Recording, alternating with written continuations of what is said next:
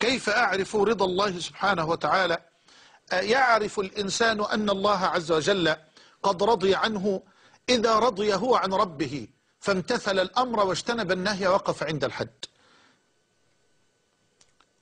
اعلم بأن الله سبحانه وتعالى يرضى عنك إن رضيت أنت عن ربك.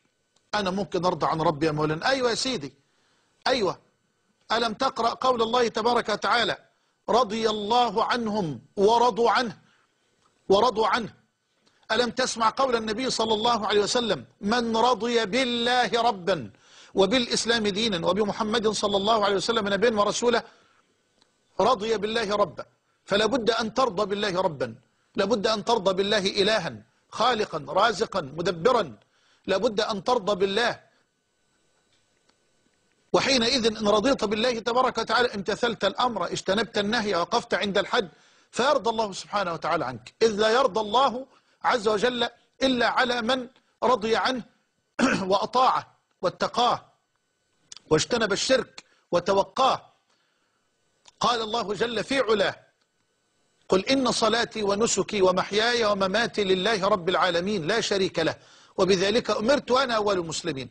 وقال جل وعلا ذلك بأن الله هو الحق وأن ما يدعون من دونه هو الباطل، وفي الآية الأخرى وأن ما يدعون من دونه الباطل وأن الله هو العلي الكبير.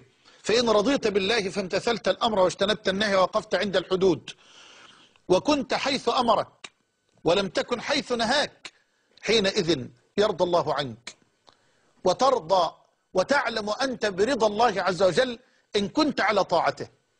تعلم أنت رضا الله عنك إن كنت على طاعته، تعلم حب الله لك إن كنت على طاعته، إن كنت في مراضيه سبحانه وتعالى.